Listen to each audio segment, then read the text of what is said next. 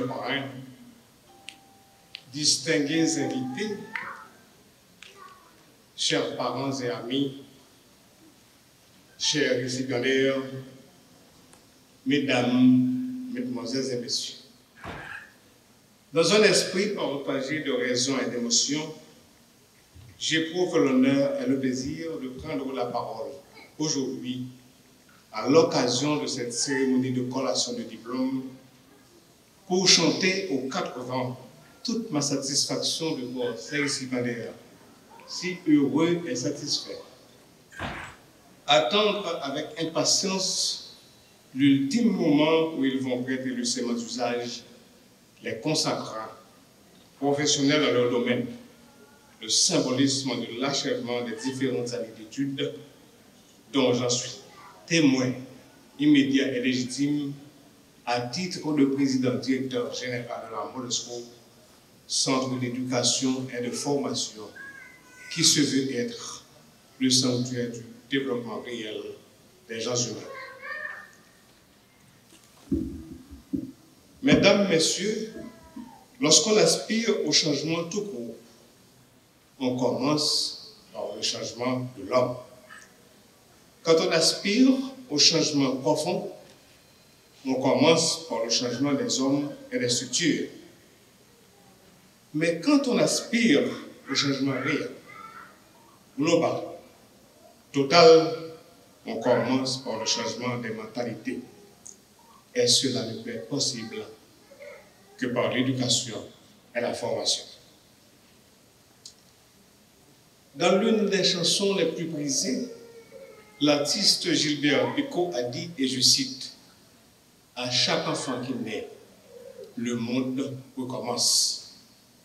Mais moi, je dis, à chaque personne éduquée et formée selon les vraies valeurs à la Monesco, Haïti fait un pas vers une république de paix et de changement réel et positif dont nous rêvons tous. » Ces réflexions réalistes me propulsent jusqu'à vous dire, mesdames, messieurs, que l'objectif de la Monesco va au-delà d'une simple formation des gens dans certaines disciplines, mais permettre au pays tout entier, notre cher Haïti, à avoir une nouvelle image à l'échelle internationale et prendre une nouvelle position ascendante dans le concert des nations par une éducation adaptée et une formation intégrale des professionnels cadres qui doivent alimenter toutes les artères de notre institution républicaine.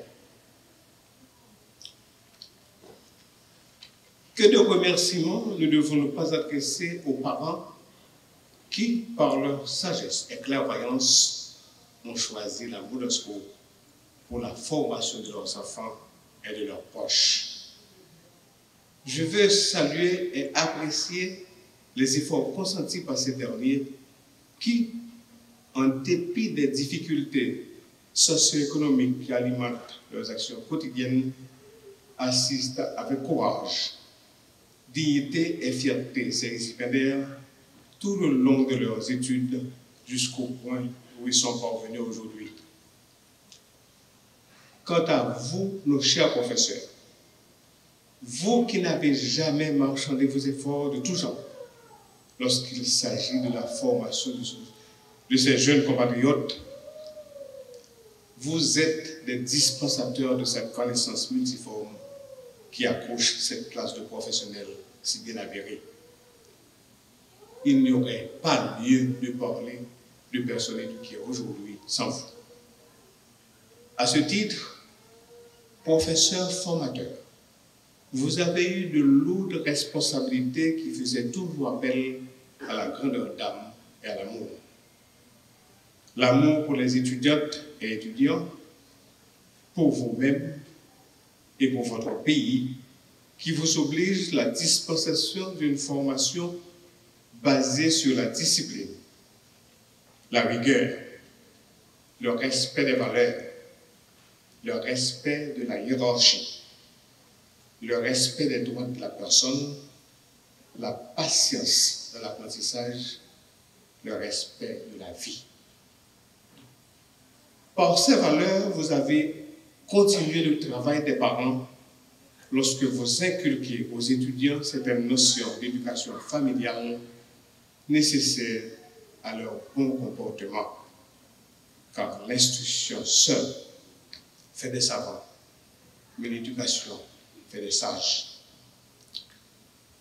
Mesdames, Messieurs, mes mots de fin doivent être adressés aux récipiendaires en ces termes. Mes chers gradués, vous avez bouclé votre cycle d'études avec maestria. Aujourd'hui, vous êtes fiers. Vous avez fait ma fierté. La fierté de l'école est celle de vos parents. Il n'y a pas de langage plus éloquent pour vous dire que vous êtes sur la bonne voie. Toutefois, ne vous endormez pas sur vos lauriers. Le travail ne fait que commencer. Il n'y a pas d'hommes formés, il y a d'hommes qui se forment. Soyez toujours près de vos livres, car Platon disait, la connaissance des mots conduit à la connaissance des choses. Après ces années d'études pluridisciplinaires, vous allez aujourd'hui, chers récipiendaires, recevoir vos parchemins et vous êtes prêts pour prononcer devant vos professeurs, vos parents et amis ici présents, le serment qui vous permettra d'épingler avec succès le grade professionnel cadre pour intégrer le marché anglo et francophone du travail en général et celui d'Haïti en particulier. De vos comportements dépend l'image de nos institutions. Le pays attend beaucoup de vous. Soyez de vrais professionnels, des professionnels de tous les temps. Vous devez toujours prêcher l'exemple pour inspirer respect. Méfiez-vous de l'argent facile. Rien ne sert de courir, mais misez sur le temps. Dans les années 1703, sur la prison Saint-Michel de Rome, le pape Clément XI a fait graver la mention suivante. Soumettre les individus malhonnêtes par le châtiment est peu de choses si on ne les rend pas honnêtes par l'éducation. La compétence, la discipline et l'intégrité, voilà les prérequis des valeurs qu'il faut continuer à cultiver dans vos actions professionnelles pour pouvoir faire asseoir le savoir-faire et le savoir-être développé et expérimenté à la Monosco tout au long de vos années d'études. C'est pourquoi, par reconnaissance, autant que par inclination, le staff de la Monosco se met d'accord pour continuer à servir avec plus d'ardeur notre cher Haïti, que nous souhaitons tous plus libre, plus juste et plus forte. Dans le silence attentif de tout l'auditoire, je vous invite, chers récipiendaires, à vous mettre debout pour le serment d'engagement professionnel. Je jure d'observer la profession avec confiance et compétence. D'observer la profession avec confiance et compétence. Science et conscience. Science et conscience. D'observer les lois sacrées de l'activité professionnelle. D'observer les lois sacrées de l'activité professionnelle. Le respect de l'homme. Le respect de l'homme. De me comporter en toutes circonstances en vrai professionnel. De me comporter en toutes circonstances en vrai professionnel. Je promets de rester toujours fidèle à l'idéal des pionniers. Je promets de rester toujours fidèle à l'idéal des pionniers. En vertu des pouvoirs qui me sont conférés, je vous déclare professionnel.